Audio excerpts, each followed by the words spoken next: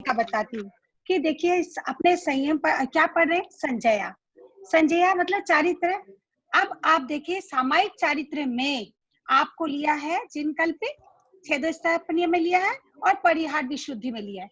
जिनकल्पी जो होते हैं, पहले ये जाने कि वो मोक्ष नहीं जा सकते जब तक जिनकल्पी में साधना करते हैं। तो पहली बात, यदि वो मोक्ष नहीं जाएंगे तो श्रेणी नहीं लेंगे। यदि श्रेणी नहीं लेंगे तो 8वां गुणस्थान में नहीं जाएंगे, कारण ये 8वें गुणस्थान से 2 श्रेणी निकलेगा, चाहे उपशम ले और चाहे छायिक ले, तो ले नहीं सकता, कारण मोक्ष उस समय नहीं जा सकता, वापिस उनको संग में आना पड़ता है। तो उस अपेक्षा से आप क्या कहोगे, यदि वो 8वां गुणस्थान नहीं ले तो ऊपर का छोड़ो, साधु 6ठा गुणस्थान से स्टार्ट। जिनकल्पी बहुत बड़ी साधना करते हैं तो क्या है, मैक्सिमम समय में अप्रमाद में रहते हैं, तो उस अपेक्षा सात्विक, तो 6ठा और 7वां गुणस्थान जिनकल्पी का लिया गया है। ये मेरी अपनी बुद्धि से लगा है, मेरे किसी किताब में ही पढ़ा नहीं है, परंतु ये संग ये जानती हूँ कि मोक्ष नहीं चाहते, उनको वापस संग में आना पड़ता है, श्रेणी वो लेंगे नहीं, साधना वो करते हैं, तो जिनकल्पी का 6ठा और 7वां गुणस्थान। पहले दूसरा प्रश्न दिया गया है मेरे को, स्थविर कल्प। स्थविर कल्प जो है सामायिक चारित्र, छेदस्थापनी चारित्र, परिहार विशुद्धि चारित्र तक स्थविर को लिया गया, ठीक है। इसमें सामायिक चारित्र का 6ठा से 9वां गुणस्थान, अब मैक्सिमम वाले ले लिए, तो फिर क्या 6ठा से 9वां गुणस्थान ही स्थविर का होगा। उसके कारण है कि उसके बाद 9वां गुणस्थान के बाद उसका चारित्र पलट जाएगा। 10वां गुणस्थान में क्या आएगा, सूक्ष्म संप्रय, वो बाद में बात। अब अपने को कल्प की बात करें तो कल्प लेना पड़ेगा, तो कल्प भी 10वां गुणस्थान में देखिए स्थित कल्प, अस्थित कल्प, कल्पातीत है, वहां पर स्थविर है नहीं, तो उस अपेक्षा से इसका 6ठा से 9वां गुणस्थान। ये प्रश्न था। दूसरा प्रश्न आया है कि आपने दिया तृथि और अतृथि में प्रत्येक बुध को लिया गया और स्वयं बुध को नहीं लिया। बहुत सुंदर। तृथि और अतृथि में सारा समा जाता है, पहले ये जाने। तृथि का मतलब है जब त्रित का स्थापन किया उस समय जो भी साधु होते हैं सारा तृथि हो गए, और बाहर से कोई आए त्रित की स्थापना से पहले लिए, त्रित की स्थापना से बाद लिए, सारा अतृथि। अब उसमें आपने कहा है कि प्रत्येक जो है, हाँ प्रत्येक बुध को समाया, ठीक है, परंतु देखिए कभी कभी पर्टिकुलर कोई बात होती है तो उसे अलग से देना पड़ता है। सामायिक चारित्र की एक बात बताती हूँ कि 6ठा से 9वां गुणस्थान है, ठीक है ना, तो 6ठा से गुणस्थान सामायिक चारित्र का है और छेदस्थापनीय का भी 6ठा से 9वां गुणस्थान था, पर दोनों को अलग अलग क्यों लिया। छेदस्थापनीय का कार्य अलग है, जब सामायिक चारित्र प्रथम और अंतिम तीर्थंकर होंगे तो ही छेदस्थापनीय होंगे, और वो भी क्या का, और एक आपने परिहार विशुद्धि से वापिस आए तब भी छेदस्थापनीय होगा। फिर गुरु से 7 दिन 4 महीना उत्कृष्ट 6 महीना बाद छेदस्थापनीय आएगा। गुणस्थान सेम था पर चारित्र अलग अलग हुआ। ठीक प्रत्येक बुद्ध भी क्या है, एक निमित्त मिलना पड़ता है, किसी एक निमित्त से वैराग्य आया, किसी एक निमित्त से। जैसे आपने कहते हैं ना कि हनुमान जी ने सूर्य डूब तो सूर्य देखियो वैराग आए, तो एक निमित्त मिला। प्रत्येक बुद्ध जो होते हैं किसी एक निमित्त से बनते हैं, इसीलिए उसको अलग से दिखाया गया है। अतिथि, अब आपका प्रश्न है कि स्वयं बुद्ध को क्यों नहीं ले। देखिए भाई, जो प्रश्न किया है नाम मेरे को नहीं पता, तो तीर्थंकर भी स्वयं बुद्ध होते हैं। तीर्थंकर को किसी देव लोकांतिक देव आते हैं, ठीक है, बड़ी बात है, अभी उधर नहीं जाते हैं, परंतु स्वयं बुद्ध होते हैं, उनको पता रहता है। तो ठीक वैसे ही तीर्थंकर में भी वो समा गया है, इसीलिए अलग से नहीं लिया गया है। ये मैंने आपको जितना जानकारी थी बता दी। अब एक प्रश्न और है आपका कि जो यहाँ पर क्षेत्र द्वार और स्पर्शन द्वार, ये हम पढ़ाएंगे, फिर भी प्रश्न जब है बताती हूँ कि दोनों एक जैसा होते हुए दो क्यों लिया गया द्वार। नहीं भाई, ये एक जैसा नहीं है। देखिए क्षेत्र द्वार जो है, लोक के असंख्यता भाग लिया, 2.5 द्वीप के बाहर तो मनुष्य नहीं है, तो जब 2.5 द्वीप के बाहर मनुष्य नहीं है तो एक असंख्यता भाग तक चारित्र होता है। 5वें चारित्र की बात है, समुद्र घाट की बात बाद में करते हैं।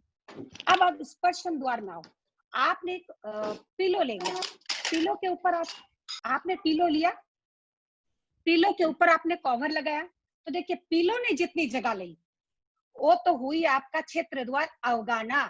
अब पीलो के कवर लगाने से वो पीलो कवर से स्पर्श करेगा, वो जो आसपास में स्पर्श करेगा तो उसकी क्षेत्र कितनी की उसकी अवगाना अधिक हो जाएगी। तो स्पर्शन द्वार है जो आपके पीलो है उसके ऊपर कवर लगाया हुआ है, वो है स्पर्शन द्वार। एक बार और बताती हूँ कि क्षेत्र द्वार जो हुआ, मैं खड़ी हूँ, मेरी अवगाना जो है वो केवल क्षेत्र हो गया। अब मेरे ऊपर एक कोई रेनकोट पहना दिया तो रेनकोट का अवगाना मेरी अवगाना से अधिक होगी, तो वो हो गया स्पर्शन द्वार। ये 3 प्रश्न आया हुआ था, मैंने आंसर दे दिया। मेरे को एक कोई अलग से किया था, 2 प्रश्न मेरे को राजश्री बाई ने भेजा था, तो ये दे दिया। अब मैं आगे की क्लास करूं, आगे की क्लास स्टार्ट करूं। अच्छा, अब आप आगे की जो क्लास है उसमें हमारा आकाश द्वार कंप्लीट था, स्थिति द्वार। अब पहले तो ये समझे कि स्थिति द्वार है क्या। हर चीज आप समझ लेंगे ना तो आप खुद उसका कैलकुलेशन लगाना स्टार्ट करेंगे। स्थिति द्वार का मतलब जो 5 चारित्र है, इस चारित्र के बारे में ही बार बार क्यों बताती हूँ कि ये हमारा चैप्टर ही ऐसा। तो उसमें जितना चारित्र की बात 5 चारित्र की बात की, वो उसी चारित्र में कंटिन्यू, मैं इस घर में हूँ, इस घर में कितने समय तक कंटिन्यू रह सकती हूँ। एक समय के लिए मैं इसको छोड़ दी तो स्थिति द्वार नहीं, जिस समय तक इस घर में मैं रह सकती हूँ कंटिन्यू, वो है स्थिति द्वार। अब सामायिक चारित्र कह रहा है कि सामायिक चारित्र जघन्य और उत्कृष्ट कितने समय तक रह सकता है। उत्कृष्ट एक समय और जघन्य एक समय, उत्कृष्ट कुछ कम करोड़ पूर्व। एक समय लिया कि किसी ने सामायिक चारित्र ग्रहण किया और अगले ही समय में देवलोक हो गए, बा कोई सामायिक से 10वां गुण स्थान में 11वां गुण स्थान में गए पर वापस यहाँ आए, आते फिर उसको 9वां गुण स्थान में आते देवलोक हो गया, तो उस अपेक्षा जगन ने एक समय कुछ कम करोड़ पूरब लिया। करोड़ पूरब इसलिए लिया, कर्म भूमि के जो मनुष्य होते हैं उनका आयुष्य जो है करोड़ पूरब भूमि के कुछ कम, उससे अधिक होने से योगलिक हो जाएंगे। योगलिक में दीक्षा लेने का में पावर नहीं है, वो सीधा क्या करते हैं तो अपना जीवन जीते हैं और मृत्यु के बाद देवलोक जाते हैं, ये बात अलग है। पर यहाँ कर्म भूमि के मनुष्य है वो साधु बनेंगे तो करोड़ पूरब भी उनके क्या होता है कुछ कम हो सकता है। तो मनुष्य का आयुष्य है तो साधु बनेंगे तो साधु मनुष्य है, तो उस अपेक्षा अब अनेक जीवों की अपेक्षा शाश्वत महाविद्य क्षेत्र में सामायिक चारित्र हमेशा रहता है, उस अपेक्षा शाश्वत लिया गया, ये सामायिक चारित्र। अब आगे जब आप ध्यान रखेंगे स्थिति द्वार के साथ, जब मैं अंतर द्वार पढ़ाऊंगी तो एक समय और अंतर्मूर्त अलग अलग क्यों लिया गया ये बात भी बता दूंगी। जगन ने एक समय छेदोस्त अपने चारित्र में और उत्कृष्ट कुछ कम 1 करोड़ पूर्व की बात, वो पहली वाली बात बता दी। अब आप देखिए कि इसमें बोले हैं कि अनेक। अब एक ध्यान रखें कि एक और अनेक की बात जो होती है, एक होने से एक ही रहेगा, पर एक से साथ एक और जब आके बैठ जाता है, जुड़ जाता है, तब अपने को बोलना पड़ता है एक से अधिक, मतलब ही वो अनेक जगन्य रूप में अनेक हो जाता है। यहाँ पर भी कह रहा है अपेक्षा हिसाब से जगन्य छेदो स्तर पर ये चारित्र की स्थिति 250 वर्ष। अब कैसा, जब आपके उत्सर पीढ़ी काल होगा, अवसर पीढ़ी काल, उत्सर पीढ़ी काल, अवसर पीढ़ी काल में जिससे होगा उत्सर पीढ़ी ठीक उसका उल्टा। तो अब उत्सर पीढ़ी काल में प्रथम तीर्थंकर ले ले, उसका समय कितना होता है, उत्सर पीढ़ी के प्रथम तीर्थंकर के समय जो होता है वो 250 वर्ष का। उससे अपेक्षा ऐसे क्या क्या प्रथम तीर्थंकर के समय छेदोस्त अपने चारित्र होगा, उस अपेक्षा से ये समय लिया गया। अब उत्कृष्ट 50 लाख करोड़ पूरब, ये बात को 2 बार दोहरा देती हूँ, 50 लाख करोड़ पूरब, ये हो गया अवसर पीढ़ी। ये हुआ पहली वाली बात, आपको उत्सर पीढ़ी हिसाब से लिया गया 250 वाली, ये अवसर पीढ़ी काल के हिसाब से लिया गया है। अब अवसर पीढ़ी काल में प्रथम तीर्थंकर जब होते हैं, उसके बाद दूसरा तीर्थंकर जो होगा, हर तीर्थंकर के बीच में बहुत लंबा समय का गैप हो सकता है। प्रथम तीर्थंकर के बाद दूसरा तीर्थंकर जो होते हैं उसमें 50 लाख करोड़ का आंतरा पड़ता है, मतलब उतने समय के बाद दूसरा अजितनाथ भगवान का मतलब आ रहा हुआ, तो मतलब समय हुआ, तो ये जो लंबा आंतरा पड़ा, उस समय क्या होगा, छेदोस्त अपने चारित्र रहेंगे। अब इसको समझे, भगवान महावीर निर्माण हो गए, पर आज भी छेदोस्त अपने चारित्र है। तो ये जो समय का गैपिंग समय चलता है, उसमें उस तीर्थंकर का ही बर्तारा चलता है। तो प्रथम तीर्थंकर के समय जो समय था, उसके बाद जो गैप हुआ, उसके बाद जितना दिन दूसरे तीर्थंकर नहीं आए, तब तक छेदोस्त अपने चारित्र चला। उसकी अपेक्षा इतनी लंबी समय लिया गया। तीसरा, जगन ने एक समय परिहार विशुद्धि चारित्र का कह रहा है, और उत्कृष्ट 29 बरस कम। अब जो इसका 29 बरस है, ये ठीक है, 9 बरस का दीक्षा लेंगे, 20 बरस की उसकी पढ़ाई होगी, तो 29 बरस उम्र उनको चाहिए। और उसके बाद 1 करोड़ पूर्व की जो आयुष्य लेंगे, तो उससे 29 बरस कम हो गया, उस अपेक्षा से 1 करोड़ पूर्व कम हुआ। अब अनेक जीवों की अपेक्षा 200 वर्ष। अब देखिए, यदि कोई आपका दीक्षा लिया है 100 बरस की आयु वाले साधु, यदि उत्सर पीढ़ी के प्रथम समय में और अवसर पीढ़ी के अंतिम तीर्थंकर के समय दीक्षा, फिर बोलियो, उत्सर पीढ़ी का प्रथम, अवसर पीढ़ी का अंतिम, सबका छोटा, दोनों का आयु समय कम मिला, उसमें 100 बरस का आयु वाला एक जन दीक्षा लिया, और उससे क्या होता है, एक जन और ले सकते हैं, तो उसी 100 प्लस 100 तो 200 हुआ। वैसे उत्कृष्ट जो 2 करोड़ लिया है, ठीक वैसे आप अवसर पीढ़ी का प्रथम तीर्थंकर से कोई दीक्षा लिया करोड़ पूर्व आयु वाले, उनसे फिर कोई करोड़ पूर्व वाला आयु वाला ले लिया, तो 2 करोड़ पूर्व हुआ, उस अपेक्षा से 2 करोड़ हो गया, कुछ कम।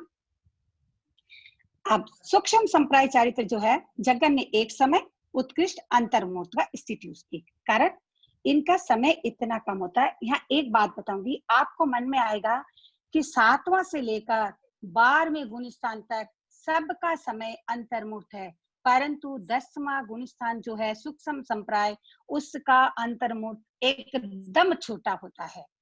तो ये जगन ने एक समय उत्कृष्ट अंतर्मूर्त, और अनेक जीवों की अपेक्षा भी जगन ने एक समय उत्कृष्ट अंतर्मूर्त, कारण इसके बाद उनका गुण स्थानीय परिवर्तन हो जाएगा, चारित्र परिवर्तन हो जाएगा, चाहे नीचे जाए और चाहे ऊपर जाए, जैसे श्रेणी लेगा उस अपेक्षा से होगा।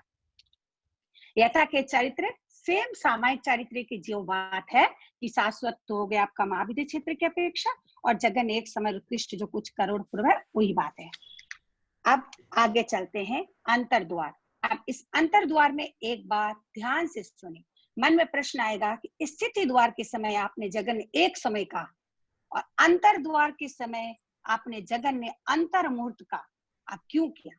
देखिए, स्थिति में तो क्या है कि आया और उनका देवलोक हो गया, उस अपेक्षा से एक समय हो सकता है, तुरंत किसी का मृत्यु हो सकती है, पर जगन ने ये अंतर्द्वार का मतलब है पहले अंतर का समय, हम यहाँ हैं, हम यहाँ आ गए, वापिस हमको यहाँ ही आना है।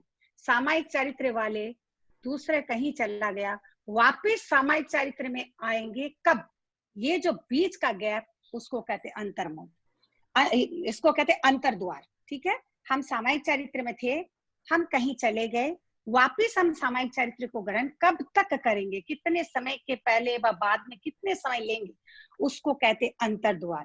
तो अंतर हुआ, अब इतनी को यहाँ से जगह दूसरे में चला गया, वापिस आए, ये एक समय में पॉसिबल नहीं है। तो आप ये भी जानते हैं कि अंतर्मुख का समय क्या होता है, पहला एक समय छोड़कर दूसरा समय से लेकर 48 मिनट में एक समय कम अंतर्मुक्त होता है। तो दूसरा समय जब आ गया, तो एक समय के बाद जगन ने कह नहीं सकते, इसीलिए अंतर्द्वार में जगन ने अंतर्मुक्त की बात कही गई। अब उत्कृष्ट कुछ कम अर्धपूर्वगल परावर्तन। अब अर्धपूर्वगल परावर्तन क्यों किया, यदि समय तो छूट गए, मिथ्यात्व हो गए, तो कहीं भी जा सकते, अनंत कर सकता है। अर्धपूर्वगल परावर्तन अनंत तो काल है, अनंत अवसर पीढ़ी उसमें पार हो सकता है। उसके बाद एक जीव, अब इसमें एकदम ब्रेन से आप काम लेंगे, एक जीव की अपेक्षा जगन अंतर्मुक्त उत्कृष्ट अर्धपूर्वगल परावर्तन, जो सामायिक चरित्र में एक साधु था, वो यहाँ अंतर्मुक्त के बाद में उसका जगन अंतर्मुक्त, उसका विरोह हुआ और उत्कृष्ट और मिथ्यात्व हो गया। होने के बाद उतना समय वहां काट के आकर वापिस वो क्या किया, आकर फिर दीक्षा ली, तो ये समय उसके एक के लिए अर्धपुद्गल परावर्तन हो सकता है, पर अनेक जीवों की अपेक्षा उसको अंतरहित क्यों दिया? अरे हम चले गए, हम गए किंतु इसका मतलब मेरा घर तो नहीं गया ना, घर में और जीव तो रह सकता है ना। ठीक महाविद्य क्षेत्र में वैसा एक जीव की अपेक्षा ये अंतरा पड़ सकता है, परंतु अनेक जीवों की अपेक्षा, कारण बहुत साधु तो है, सामायिक चारित्र तो है, इसीलिए इसमें अंतर रहित कहा गया। ठीक छेदोस्थानी में पहली वाली बात सेम है। अब 63,000 वर्ष की जो बात है उसको 63,000 वर्ष क्यों? कारण छेदोस्थापनी चारित्र क्या होता है? प्रथम तीर्थंकर और अंतिम तीर्थंकर के समय होगा। अब प्रथम तीर्थंकर कौन सा? प्रथम तीर्थंकर के समय होगा, यहाँ क्या है? आंतरा पड़ता है, तो वापिस जब प्रथम तीर्थंकर होंगे तब तो, और अंतिम तीर्थंकर होंगे तब तो, कुछ तो एक होना पड़ेगा। तो ये जो 63 साल है, ये कौन सा लिया? अभी जो छठा आरा आएगा, 5वां आरा के बाद छठा आरा आएगा, छठा आरा का समय कितना है? 21,000, तो छठा आरा का 21,000। फिर क्या होगा? उत्सर पीढ़ी खत्म, उत्सर पीढ़ी स्टार्ट, उत्सर पीढ़ी का पहला आरा और दूसरा आरा 21,000 होगा। तीर्थंकर जन्मेंगे नहीं तो तब तक होंगे कैसे? जन्मेंगे और फिर बड़े होंगे, दीक्षा लेंगे, फिर तीर्थ का स्थापना करेंगे। ये सारी बातें बाद में बताती हूँ। पहले छठा आरा अवसर पीढ़ी काल का, उत्सर पीढ़ी काल का पहला और दूसरा, तो इस तीनों 21,000 का है, तो 63,000 हो गया। ऐड करें। अब कुछ अधिक जो बात बोले वो अब तीसरा आरे में क्या होगा? उत्सर पीढ़ी काल में तो तीसरा आरे में तीर्थंकर जन्मेंगे, कुछ समय के बाद फिर उत्तरी स्थापन करेंगे, उसमें 42 वर्ष दिया हुआ है, जो भी हो उतना समय फिर क्या होगा? अधिक हो गया, उस अपेक्षा से कुछ अधिक हुआ। अब बोले 18 करोड़ करोड़ा करोड़ सागर दिया। 18 करोड़ करोड़ सागर कैसे दिया? अब इधर का 3 आरा बड़ा वाला, उधर का 3 बड़ा वाला आरा, तो ये सारा क्या है? 4 करोड़ा करोड़, 3 करोड़ा करोड़, 4 और 3 7 और 2 करोड़ा करोड़, तो इस क्या हुआ? 9 और उधर का 9, 18 करोड़ा करोड़ सागर का अंतर पड़ गया। फिर वो तीर्थंकर जन्मेंगे, फिर स्टार्ट होंगे, इस प्रकार का। और अब चौथा परिहार विशुद्धि में सेम है, पर एक बात इसका और बताना पड़ेगा कि परिहार विशुद्धि चरित्र तीर्थंकर से लिया जाता है और उससे लिए हुए से जो व्यक्ति लिया उससे लिया जाता है। तो 5वां आरा जो अभी है, इससे समझिए 5वां आरा में परिहार विशुद्धि नहीं है, तो 5वां आरा लेना पड़ेगा अवसर पीढ़ी काल का 5वां और छठा, और उत्सर पीढ़ी काल का पहला और दूसरा। तो 5वां आरा 21,000, छठा आरा 21,000, उत्सर पीढ़ी काल का पहला आरा 21,000, दूसरा 21,000, चारों मिलकर 84,000 हुआ। उस अपेक्षा से ये ताला अंतर पड़ गया। और करोड़ा करोड़ वाली बात पहली वाली बात है। अब जगन्य अंतर्मुख क्या हुआ? सूक्ष्म संप्राय वाली बात। सूक्ष्म संप्राय अंतर्मुख का क्यों लिया? ये हमने कहा आपको बहुत छोटा होता है, और वो छोटा आ गया तो ठीक है, जगन्य अंतर्मुख समय तक उनका ग्रह रह सकता है, वापिस वो सूक्ष्म संप्राय में आ सकता है अंतर्मुख में। और उत्कृष्ट कुछ कम करोड़ क्या कम अर्धपुद्गल परावर्तन, ये जो अर्धपुद्गल परावर्तन की बात आपको बताए, तो उपसम लेगा तो क्या होगा? उपसम श्रेणी से गिरते समय कहां तक जा सकता है? आप जानते हो, नीचे गिर सकता है, संवित उसकी खो सकती है, तो फिर अर्धपुद्गल परावर्तन तक हो सकता है, इसी अपेक्षा। और अनेक जीवों में जगन्य एक समय, अब यहाँ क्या कह रहे हैं? अनेक जीवों की अपेक्षा जगन्य एक समय, उत्कृष्ट 6 मास तक। एक समय कारण एक साधु है और उसी समय जैसे दूसरा साधु हुआ, तो ये समय का एक समय का अंतर पड़ा। और 6 मास क्या है? उत्कृष्ट 6 मास से बेसी अंतर इसमें पड़ेगा नहीं, कारण अनेक जीवों की अपेक्षा महावीर क्षेत्र में सूक्ष्म संप्राय चारित्र है, कारण वहां सामायिक चारित्र से उपसम संपदा जब आपको समझाए थे तब हमने ये बात बोले थे कि सामायिक चारित्र से सीधा डायरेक्ट वो सूक्ष्म संप्राय आ सकता है, कारण छेदस्थ अपने नहीं होने से परिहार विशुद्धि चारित्र होगा नहीं, तो सामायिक से सीधा सूक्ष्म संप्राय आ सकता है। पर 6 महीना से बेसी अंतर इसमें नहीं पड़ेगा, कोई ना कोई इसमें सूक्ष्म संप्राय चारित्र का अवश्य ग्रहण करेगा। जगन अंतर्मुख उत्कृष्ट कुछ कम अर्धपुद्गल परावर्तन यथा के चारित्र में फिर ये बात दिया है, ये कौन सा गुणस्थान की अपेक्षा? 11वां, कारण 12वां वाला 13वें में अवश्य जाएगा और 14वें में जाकर मोक्ष जाएगा। अनेक जीवों की अपेक्षा अंतर रही कहां पर? फिर वही महाविद्य क्षेत्र की बात क्लियर हुई। किसी को यदि क्लियर नहीं होती है तो आप बोल सकते हो, मैंने एक एक करके खोल के बताने की कोशिश की। अब समुद्घात द्वार, अब समुद्घात द्वार जो है आपका, इसमें 4 बात इंपॉर्टेंट चीज है, वो पहले बता देती हूँ फिर खोलती हूँ। सामायिक चरित्र में क्या दिया है कि 6 केवली समुद्घात को छोड़कर। कारण गुण स्थान कौन सा है? छठा से 9वां गुण स्थान है। केवली समुद्घात 13वां गुण स्थान में होता है, उससे पहले नहीं होता है, इसीलिए इसमें 6 समुद्घात ले सकता है। अब समुद्घात की जो बात है, 6 समुद्घात में पहला कौन सा? बेदनी। बेदनी समुद्घात जो है वो असता बेदनीय कर्म के साथ आश्रित है। बेदनीय कर्म बेदनीय में लिख लीजिए, असाता बेदनीय कर्म के साथ आश्रित है बेदनीय समुद्घात, पहला। दूसरा कौन सा समुद्घात है? दूसरा कषाय। कषाय समुद्घात जो होता है, ये दूसरा हुआ। तीसरा मारणांतिक हुआ, ये आयुष्य कर्म के साथ आश्रित है। अब मारणांतिक है, आपने कहा केवली समुद्घात भी आयुष्य कर्म का है, यहाँ भी आयुष्य कर्म का है। जो मारणांतिक मारणांतिक जो होता है वो भी अपने कोई भी जीव करता है, तो भी मारणांतिक नाम क्यों दिया? पहले तो ये आप जान लें कि इसका मारणांतिक नाम क्यों दिया गया है। मरण के अंत समय करता है, इसीलिए मारणांतिक। हर जीव मरता है, पर हर जीव मारणांतिक समुद्घात करेगा ये नहीं। कोई जरूरी नहीं कि सभी अपने उसको करे, कर भी सकता है, ये कोई बात नहीं, किंतु करेगा ये निश्चित नहीं है। इसको अच्छे से सुने, जिसका अंतिम समय बाकी है और जो मरते हैं, बहुत कष्ट में मरते हैं, वो ही मारणांतिक है। मरण के अंत समय करते, वो भी आयुष्य अंतर्मूर्ति रहेगा। मारणांतिक जो आपका समुद्घात हो रहा है उसमें भी, ठीक है। तो वो मारणांतिक समुद्घात। अब मारणांतिक समुद्घात की एक बात आपको आप सूक्ष्म संप्रदाय में क्लियर कर देती हूँ। तो ये हुआ आपका कौन सा है? आयुष्य कर्म का। अब आपका रहा बेक्रिय, तेजस, आरक। ये तीनों क्या है? नामकरण के आश्रित है। कारण शरीर नामकरण से मिलता है, शरीर जो नामकरण से, तो उन कर्म के आश्रित है। अब केवली समुद्घात जो है वो आघाती। कारण वहां पर क्या होता है? वेदनीय कर्म का और आयुष्य का ये करते हैं, और उसमें नाम और जो गोत्र है वो वेदना है, साता वेदनीय को चाहे हुई जो आघाती कर्म है, उस चारों कर्म का वहां पर उल्लेख है। ये हुआ। अब यह एक बात और क्लियर करती हूँ कि ये तो 6 हुआ आपका, छेदोस्थापनी भी 6 करेगा और परिहार विशुद्धि 3 ही करेगा। कारण वो लब्धि नहीं फोड़ेगा, इसीलिए आहारक हुआ नहीं। बेकरी भी लब्धि है, तेजस भी है, तो ये 3 तो ऐसे ही छूट गया। गुण स्थान नहीं है उसके पास, 13वां, छठा 7वां है, तो समुद्घात जो केवली है वो भी छूट गया। तो यहाँ पर वेदना, कषाय और मारणांतिक, परिहार विशुद्धि में 3 है। अब आपको मन में आना चाहिए कि वेदना होने से ही समुद्घात होता है? नहीं, हर वेदना समुद्घात नहीं है। वेदना के लिए हमारे शरीर को जो क्या कहते हैं, आत्मा है, आत्मा का असंख्य प्रदेश जो है, शरीर को नहीं छोड़ के आत्मा प्रदेश का बाहर निकलना, वो समुद्घात है। ऐसा कोई फोड़ा हुआ जिससे इतनी पीड़ा, आत्मा प्रदेश बाहर निकला, तो वेदनीय समुद्घात। कषाय भी वैसी है, इसे आत्मा प्रदेश बाहर निकली, छोटी मोटी कषाय नहीं।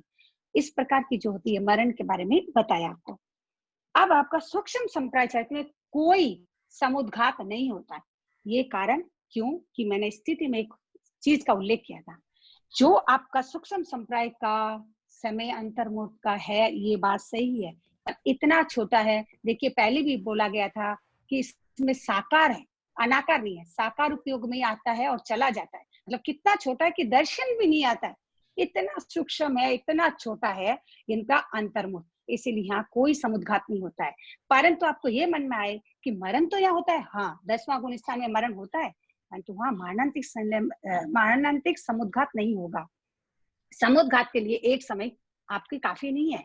केवली समुद्घात में भी 8 समय लगता है, ये अंत जो तो आपने करता है एक समय में, कारण ये जाएगा, आज शरीर को छोड़ा नहीं, जहां जाना वहां जाना, फिर ये तांता को जोड़ना, इस प्रकार का कार्य एक समय में पॉसिबल भी नहीं है। और इसका जो अंतर्मुख है बहुत छोटा है, यहाँ कोई समुद्घात नहीं होता है। अच्छा, अब यथा के चरित्र में केवली समुद्घात होता है। यथा के चरित्र का गुण स्थान भी 4 है, तो क्या 11वें 12वें गुण स्थान में समुद्घात नहीं होता है? नहीं, वहां भी कोई समुद्घात नहीं होता है। 11वां गुण स्थान उपशम है। अब उपशम है 11वां गुण स्थान, वहां कैसे होगा? वेदनीय कैसे हो? असाता वेदनीय तो नहीं है, कारण वो तो छठा गुण स्थान तक है। और जो समुद्घात होता है वह साता वेदनीय का होता है, तो भी नहीं, पहला। दूसरा कषाय, वहां कषाय कहाँ से लाए? उपशम हो गया, और बाकी ऐसे भी कषाय 10वें गुण स्थान में लोप मात्र है, तो वो भी नहीं हो सकता। फिर आपके मन में आएगा कि आयुष्य वाला है, उपशम है, उपशम गुण स्थान शब्द दबा हुआ है। फिर आपका एक प्रश्न आ सकता है कि केवली समुद्घात वहां होगा नहीं, तो उसको छोड़ना। बाकी 3 लब्धि है, ये ऊपर का गुण स्थान है, परमात्मा की स्थान नहीं है, इसीलिए यहाँ पर कोई समुद्घात होता नहीं है। केवल 13वां गुण स्थान में केवली समुद्घात वो करते नहीं है, स्वतः होता है। और वो क्या 8 समय का है, 4-4 समय भाग कर दिया। उसमें भी क्या है, उसमें भी आपका अलग अलग समय अलग अलग बातें हैं। क्या बात है, उसमें 3 योग होता है। पहला समय और अंतिम समय में औदारिक योग होगा, दूसरा और छठा सातवें समय में औदारिक मिश्र होगा, तीसरा चौथा पांचवें में कार्मन योग होगा। अब कार्मन योग होगा तीसरा चौथा पांचवा,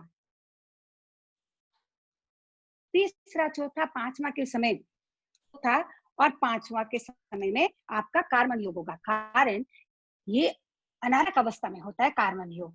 अब छद्मस्त जो है वो मैक्सिमम 2 समय अनारक रह सकता है और केवल 3 समय। अब कभी कभी कोई प्रश्न कर लेते हैं कि आपने तो कहा था कि 2 समय अनारक, हाँ छद्मस्त 2 समय, इसीलिए अंतराल गति में देखिए 4 समय वाला क्या करते हैं, पहला समय आहार लेते हैं और जाकर वहां आहार लेना पड़ता है, बीच में 2 समय अनारक रह सकता है, उससे अधिक रह नहीं सकता।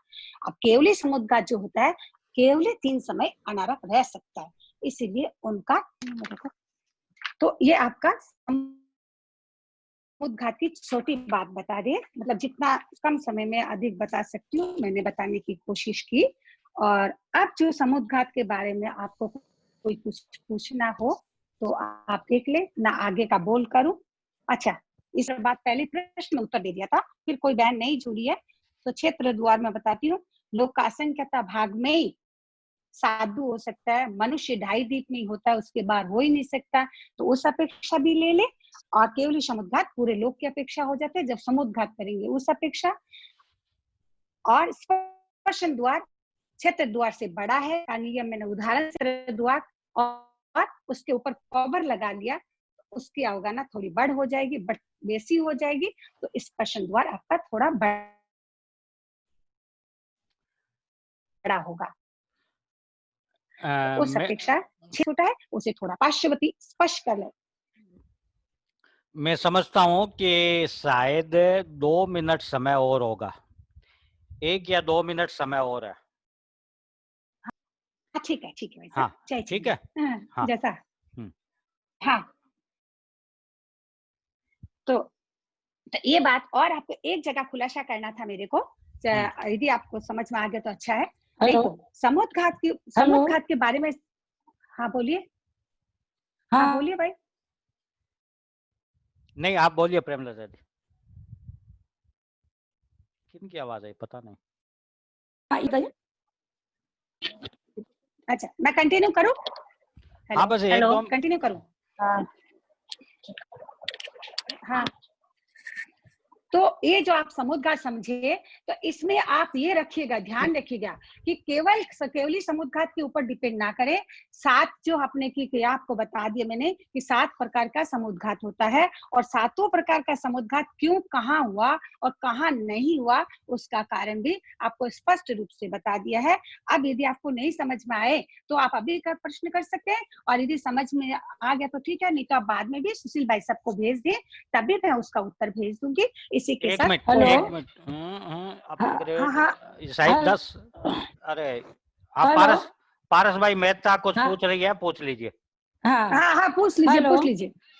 हाँ बोलिए जय जिनेन्द्र सर। हाँ बोलो बोलो। हाँ मैं ये बोल रही थी कि अचित महास्कंद और सचित महास्कंद क्या होता है ये आया था ना ग्रुप में, बहुत आराम से। 1 मिनट समझ में नहीं आया, मैं बताता हूँ।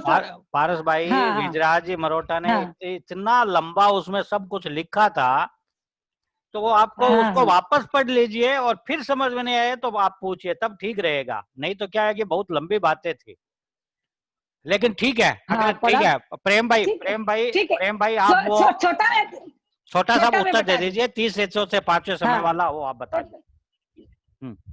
छोटा से बता देती हूँ। देखिए जो चौथा समय होगा ना, आपका 8 समय लेता है, तो 4 समय में क्या पूरा जो खिंडता है, चौथे समय पूरे लोक में, वो पूरे लोक में जब खिंडेगा उस समय क्या होता है, कर्म उसके साथ है, तो ये क्या हो गया सचित।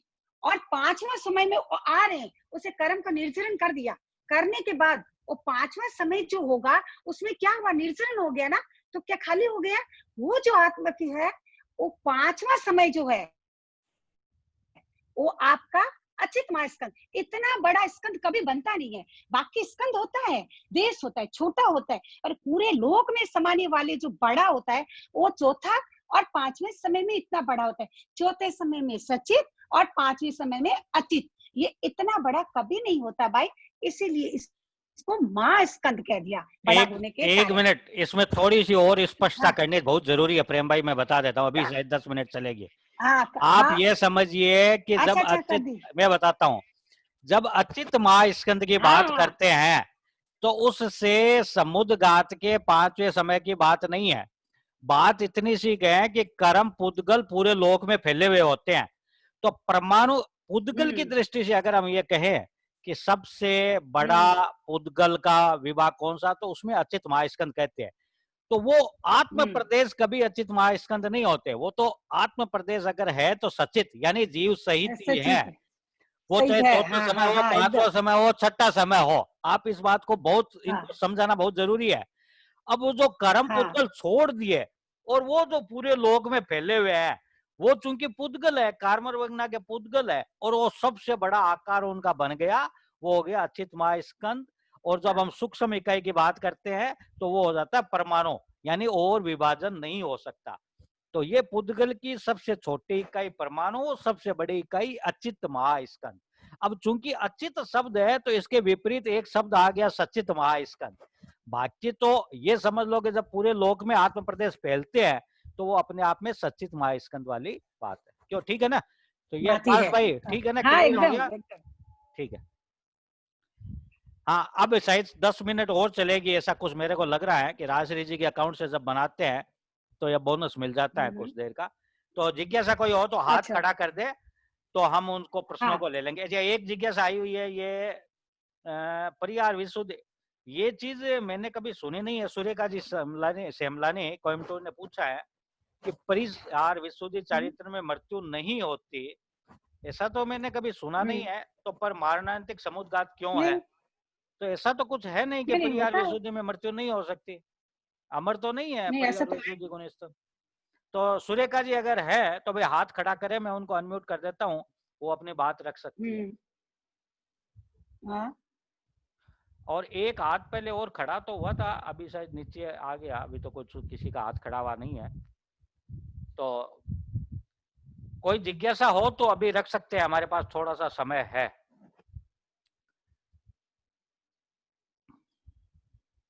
देखिए, मेरे पास एक प्रश्न है भाई साहब, मैं उसका उत्तर दे देती हूँ। फिर आप पहले वो आप दे दीजिए, उसके बाद मैं प्रियंका जी कटारिया को अवसर दे दूंगा। हाँ, एक भाई ने पूछा कि आपने उपसंपदान समझाया मेरे को, तो उसमें सामायिक चारित्र में 4 और छेदोस्थापनी में 5।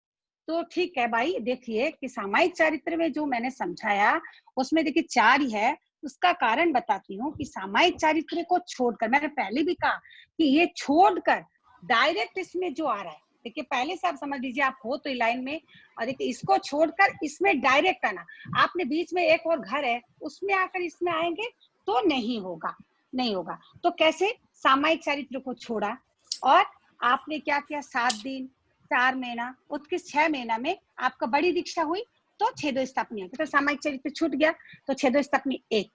दूसरा, सूक्ष्म संप्राय, महाविद्य क्षेत्र में सामायिक चारित्र से सीधा सूक्ष्म संप्राय आ सकते हैं, कारण वहां पर छेदोस्थापनी और परिहार विशुद्धि चारित्र नहीं है, तो सीधा सूक्ष्म संप्राय में लेगा। हो गया 2। तीसरा, असंयम जो हमने कहा वो हो सकता है, देखिए किसी ने छोड़ दिया, ग्रस्त में आ गया तो भी असंयम, और वहां से यदि कुछ काल कर देवलोक में गए तो भी असंयम। संयमासंयम, यदि ग्रस्त में आकर श्रावक बन गया तो संयमासंयम। तो ये 4 हुआ, तो ये पहले 4 आप समझ लीजिए। अब 5 क्यों हुआ छेदोस्थापनीय, ये बात आपका था। देखिए, छेदोस्थापनीय चारित्र को छोड़कर, छेदोस्थापनीय चारित्र को छोड़ना पड़ेगा, छोड़कर क्या किए सामायिक चारित्र में। अब कैसे? देखिए, कोई यदि प्रथम तीर्थंकर के समय है तो उसके पास छेदोस्थापनीय है, अब उसी समय दूसरा तीर्थंकर आया और वो है, तो उनको छेदोस्थापनीय छोड़ना पड़ेगा और वो सामायिक चारित्र में जाएगा। तो पहला एक सामायिक चारित्र आया, अब सामायिक चारित्र में आ गए तो उस हिसाब से उसका क्या हुआ, 1। अब हमने छेदोस्थापनीय चारित्र से फिर डायरेक्ट आना है, तो सामायिक चारित्र छेदोस्थापनीय को जब रहेंगे, परिहार विशुद्धि चारित्र में जब आएंगे तो छेदोस्थापनीय से फिर आएंगे, ठीक है, तो ये हो गया दूसरा। छेदोस्तपनी थे, परिहार विशुद्धि ग्रहण कर रहे हैं, तो छेदोस्तपनी को छोड़ा तो परिहार विशुद्धि ग्रहण किया, एक सामायिक हुआ, दूसरा परिहार विशुद्धि हुआ, छेदोस्तपनी को छोड़ छोड़ के आ रहे। तीसरा, अब हम परिहार विशुद्धि से तो आपको लेना नहीं, कि तो वहां पर आपको बताए कि महाविद्य क्षेत्र में सामायिक से डायरेक्ट सूक्ष्म संप्रदाय में आ सकता है, तो हमने क्या किया, वहां तो सामायिक से सूक्ष्म संप्रदाय आ सकता है, और यहाँ हमको छेदोस्तपनी छोड़ कर आना है, तो सूक्ष्म संप्रदाय क्या है, छेदोस्तपनी को छोड़कर आ सकते हैं। अभी जो अपने प्रथम तीर्थंकर के समय होता है, तो सूक्ष्म संप्रदाय चारित्र तो है वहां, है ना, तो वहां से हमने क्या किया, छोड़ा, फिर सूक्ष्म संप्रदाय में आ गया। और असमय वाली बात और सेमा सेम वाली बात जो मैंने सामायिक चरित्र में बताया, वो सेम वैसे ही है। तो छेदोस्तपनी को छोड़कर इसलिए 5 हुआ, परिहार विशुद्धि चरित्र इसमें घुस गया ना, इसलिए यहाँ 5 हुआ। वहां परिहार विशुद्धि सामायिक चरित्र छोड़कर परिहार विशुद्धि चरित्र ग्रहण नहीं कर सकता, इसलिए वहां 4 हुआ। आशा करती हूँ आप समझ गए होंगे। और नहीं, ये एक मिनट पुनः बताइए, सामायिक से आपका उप संप्रदान कितना, 4 बार बताया क्या? 4 बार बताया? 4 है, 4 ही होता है। और छेदोपस्थापनीय से 5 बार, 5 बार ही होगा। और इसका मुख्य अंतर आपके हिसाब से परिहार विशुद्धि के कारण होता है। हाँ, यही है। ठीक है। अब प्रियंका जी कटारिया अपना प्रश्न पूछ सकती है। हाँ, जय जिनेंद्र। हाँ, मैं ये जानना चाहती हूँ कि स्थविर कल्प, जिन कल्प और कल्पातीत, ये तीनों स्थिति कल्प, स्थित कल्प और अस्थित कल्प के अंतर्गत ही है। क्या बोले, एक प्रश्न को वापस करो। हाँ, इनका प्रश्न स्थविर कल्प, जिन कल्प, स्थविर कल्प, जिन कल्प और कल्पातीत, ये तीनों ही स्थित कल्प और अस्थित कल्प के अंतर्गत ही आते हैं। हाँ, देखिए, तो फिर इनका अलग से जिक्र क्यों है? तो इनका अलग साधना यहाँ क्यों दिया हुआ? देखिए, ये फिर बताती हूँ। जिन कल्प की साधना जो है ना भाई, एक साथ मैंने बताया आपको उस समय क्या क्या। देखिए, एक आपको उदाहरण देती हूँ। यथा के चरित्र में गुण स्थान कितना है? 4। तो 4 गुण स्थान जब अलग करके बताएंगे तो आप बोलेंगे 11वां, 12वां, 13वां, 14वां, और एक शब्द में आप क्या बोलेंगे? यथाकेत बोलेंगे। तो यहाँ पर भी इनकी साधना में फर्क है। स्थित कल्प वाले 10 को पालना पड़ता है, अस्थित कल्प है वो 4 ही पालेंगे। जिन कल्प भी अलग साधना करेंगे, ठीक है ना, स्थविर है उस संग में स्थविर करना, इस सब कार्य करेंगे। और कल्पातीत होता है उनके लिए अलग नियम। तो नियम एक कल्प है, अलग अलग अपना अपना कल्प का पालन करता है, पर उसका सामायिक चरित्र में 5 समा जाता है, इसीलिए 5 कल्प का उल्लेख किया है सामायिक चरित्र में। तो इसमें दोनों क्यों नहीं, स्थित कल्प और अस्थित कल्प में क्यों नहीं समा सकता? किंतु इनकी साधना अलग अलग टाइप की है, इसलिए भाई मेरे को तो ये पता है। ठीक है, नहीं ठीक है आपका। अब जया जी बोथरा अपना क्वेश्चन पूछ रही है। हाँ, पूछिए। जय जिनेंद्र आंटी, मैं पूछ रही थी भाई, बोल रही हूँ, परिहार विशुद्धि चारित्र जब लेते हैं, परिहार विशुद्धि, तो वो 18 महीने के लिए लेते हैं, तो फिर इनकी जघन्य उत्कृष्ट स्थिति में इतना डिफरेंस क्यों? वो 18 महीने उसके बाद तो उसका चारित्र वो छेदोपस्थापनीय में चला जाएगा। जब उसकी तपस्या खत्म हो जाएगी तो वो छेदोपस्थापनीय में चला जाएगा। तो फिर उसका जो उत्कृष्ट समय है, मतलब वो चारित्र जीवन में तो उसके साथ नहीं है, फिर तो छेदोपस्थापनीय चारित्र आ गया।